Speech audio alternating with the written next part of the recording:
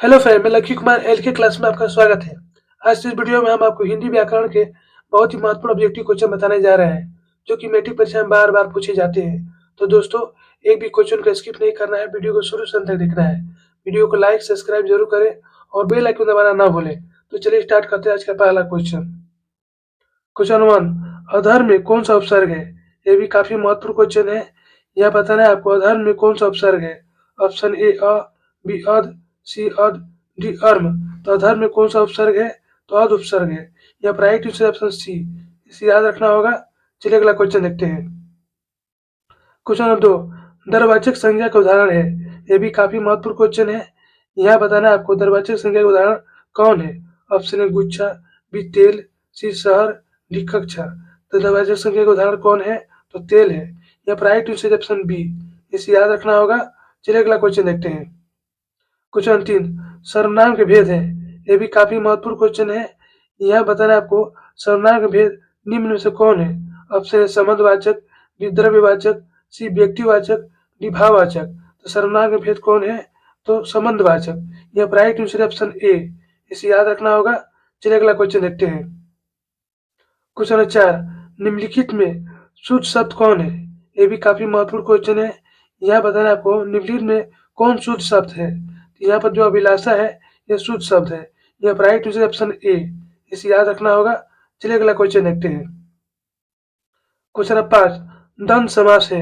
यह बताना है आपको इनमें से द्वंद्व समास कौन है। ऑप्शन ए दशानन, बी प्रेम सागर, सी दिन रात, डी प्रतिदिन। इसमें से द्वंद्व समास कौन है? तो सी, दिन रात जो है एक द्वंद्व समास है। यहाँ पर राइट आंसर ऑप्शन सी, इसे याद रखना होगा। जिसके दोनों पद प्रधान होते हैं उसे हम द्वंद्व समास कहते हैं। साथ में इसे भी याद रखना होगा। चलिए अगला क्वेश्चन देखते हैं। क्वेश्चन 6, निम्नलिखित में शुद्ध वाक्य कौन है? ये भी काफी महत्वपूर्ण क्वेश्चन है।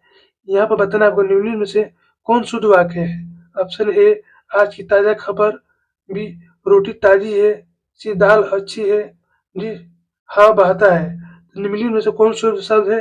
तो रोटी ताजी है। यह राइट आंसर ऑप्शन बी, इसे याद रखना होगा। चलिए अगला क्वेश्चन देखते हैं। क्वेश्चन नंबर 7, स्वर संधि का उदाहरण नहीं है। यहाँ बताना आपको निम्न में से कौन स्वर संधि का उदाहरण नहीं है। Option A Girish, B Mahendra, C एकाएक, डी बागपति। तो स्वर संधि का कौन उदाहरण नहीं है? तो गिरीश उदाहरण नहीं है। यहाँ पर राइट आंसर ऑप्शन ए, इसे याद रखना होगा। चलिए अगला क्वेश्चन देखते हैं। क्वेश्चन 8, गुणवाचक विशेषण है। ये भी काफी महत्वपूर्ण क्वेश्चन है।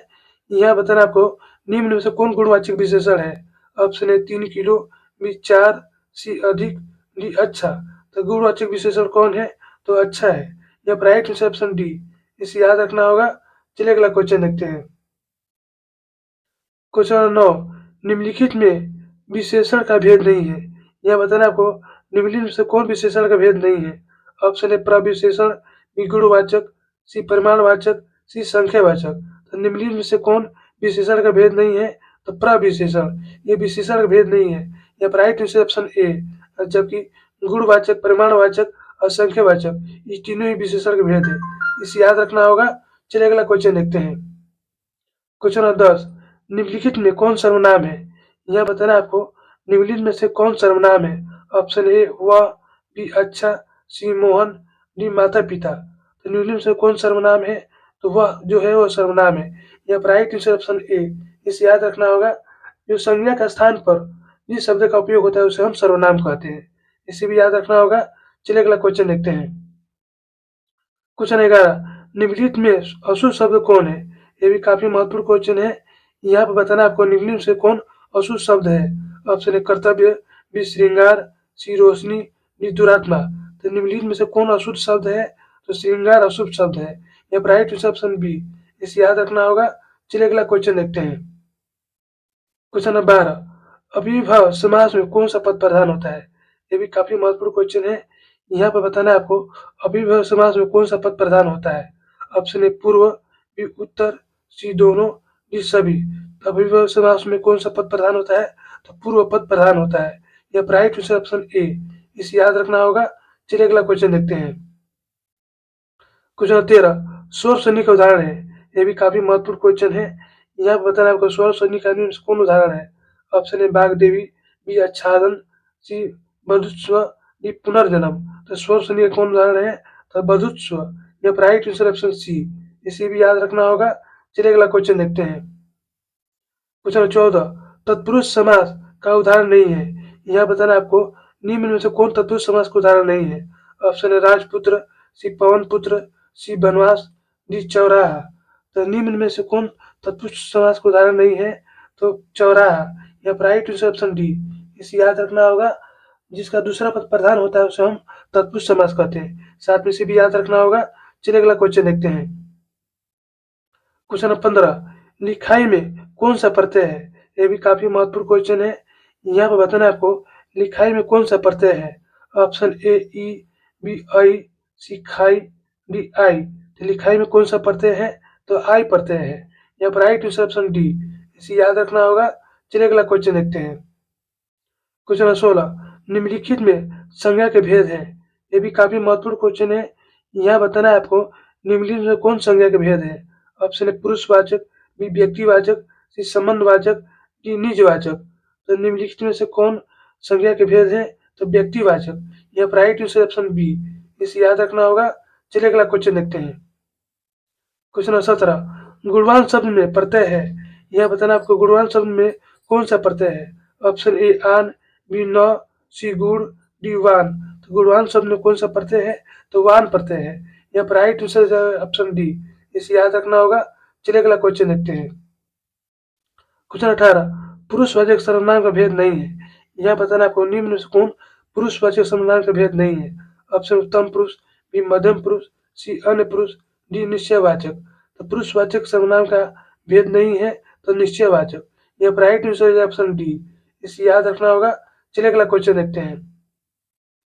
क्वेश्चन 19, विशेषता की विशेषता बताने वाले शब्दों को क्या कहते हैं। यह भी काफी महत्वपूर्ण क्वेश्चन है। यहाँ बताना आपको विशेषता की विशेषता बताने वाले शब्दों को क्या कहते हैं।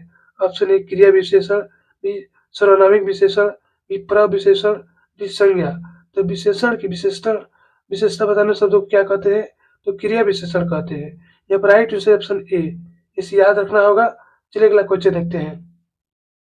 क्वेश्चन 20, विद्यालय का सन्धि विच्छेद है। यह बताना आपको विद्यालय का सन्धि विच्छेद क्या है। ऑप्शन ए विद्या जोड़ आलय, बी विद प्लस आलय, सी विद्या प्लस लय, सी विद प्लस लय। तो विद्या का सही सन्धि विच्छेद क्या होगा? तो विद्या प्लस आलय। यह राइट आंसर ऑप्शन ए। इसे याद रखना होगा। चलिए अगला क्वेश्चन देखते हैं। क्वेश्चन 21, सर्वनाम के भेद है। यह भी काफी महत्वपूर्ण क्वेश्चन है। यह बताना आपको निम्न में से सर्वनाम के कितने भेद होते हैं। ऑप्शन है 6, बी 4, सी 3, डी 2। तो सर्वनाम के कितने भेद हैं? तो 6 भेद हैं। यहाँ पर राइट आंसर है ऑप्शन ए। इसे याद रखना होगा। चलिए अगला क्वेश्चन देखते हैं। क्वेश्चन 22, निम्न में से कौन कर्मधारय समास है। ये भी काफी महत्वपूर्ण क्वेश्चन है। यहाँ बताना आपको निम्न में से कौन कर्मधारय समास है। ऑप्शन ए चतुर्भुज, बी ऋषिपुत्र, डी चंद्रमुख, डी बनवास। तो निम्न में से कौन कर्मधारय समास है? तो चंद्रमुख। यह राइट आंसर ऑप्शन सी। इसे याद रखना होगा। जिसके दोनों पद उपमान उपमेय का बोध होता है उसे हम कर्मधारय समास कहते हैं। इसे भी याद रखना होगा। चलिए अगला क्वेश्चन देखते हैं। क्वेश्चन 23, परिमाणवाचक विशेषण है। यहाँ बताना आपको निम्न में से कौन परिमाणवाचक विशेषण है। ऑप्शन ए सुंदर, बी थोड़ा सा, सी 4, डी पुराना। तो परिमाणवाचक विशेषण कौन है? तो थोड़ा सा। यहाँ पर राइट आंसर ऑप्शन बी। इसे याद रखना होगा। चलिए अगला क्वेश्चन देखते हैं। क्वेश्चन 24, अनुज शब्द में उपसर्ग है। ये भी काफी महत्वपूर्ण क्वेश्चन है। यहाँ बताना अनुस्वर में कौन सा उपसर्ग है। ऑप्शन ए अ, बी अनु, सी ज, डी अन। तो अनु शब्द में कौन सा उपसर्ग है? तो अनु उपसर्ग है। यहाँ पर राइट आंसर ऑप्शन बी। इसे याद रखना होगा। चलिए अगला क्वेश्चन देखते हैं। क्वेश्चन 25, संधि के भेद है। यहाँ बताना आपको संधि के कितने भेद हैं। ऑप्शन है 3, बी 4, सी 5, डी 7। तो संधि के कितने भेद हैं? तो संधि के 3 भेद हैं। यहाँ पर राइट आंसर ऑप्शन ए। इसे याद रखना होगा। चलिए अगला क्वेश्चन देखते हैं। क्वेश्चन 26, जहाँ दोनों पद प्रधान हो वह कौन सा समास होगा। ये भी काफी महत्वपूर्ण क्वेश्चन है। यहाँ पर बताना आपको जहाँ दोनों पद प्रधान हो वह कौन सा समास होगा। ऑप्शन द्विगु समास, बी कर्मधारय समास, सी तत्पुरुष समास, डी द्वंद्व समास। तो जहाँ दोनों पद प्रधान हो वह कौन सा समास होगा। तो द्वंद्व समास होगा। यहाँ पर राइट आंसर ऑप्शन डी। इसे याद रखना होगा। चलिए अगला क्वेश्चन देखते हैं। क्वेश्चन 27, जातिवाचक संज्ञा का उदाहरण नहीं है। यहाँ बताना है आपको जातिवाचक संज्ञा का कौन उदाहरण नहीं है। ऑप्शन ए गाय, बी नदी, सी नहर, डी विवेकानंद। तो जातिवाचक संज्ञा का कौन उदाहरण नहीं है, तो विवेकानंद। यहाँ पर राइट आंसर ऑप्शन डी, इसे याद रखना होगा। चलिए अगला क्वेश्चन देखते हैं। क्वेश्चन 28, निम्न में कौन कर्मधारय समास नहीं है। यहाँ बताना है आपको निम्न में से कौन कर्मधारय समास नहीं है। ऑप्शन ए कमल नयन, बी चवन्नी, सी नीलांबर, डी कृष्ण सर्प। तो निम्न में से कौन कर्मधारय समास नहीं है, तो चवन्नी कर्मधारय समास नहीं है। यहाँ पर राइट आंसर है ऑप्शन बी, इसे याद रखना होगा। चलिए अगला क्वेश्चन देखते हैं। क्वेश्चन 29, राम ने रोटी खाई वाक्य में क्रिया किसके अनुसार है। ये भी काफी महत्वपूर्ण क्वेश्चन है। यहाँ बताना आपको राम ने रोटी खाई वाक्य में क्रिया किसके अनुसार है। ऑप्शन ए कर्ता, बी कर्म, सी भाव, डी किसी के अनुसार नहीं। तो राम ने रोटी खाई वाक्य में क्रिया किसके अनुसार है, तो कर्म के अनुसार है। यहाँ पर राइट आंसर है ऑप्शन बी, इसे याद रखना होगा। चलिए अगला क्वेश्चन देखते हैं। क्वेश्चन 30, हिंदी लिखी जाती है। यहाँ बताना आपको हिंदी लिखी जाती है।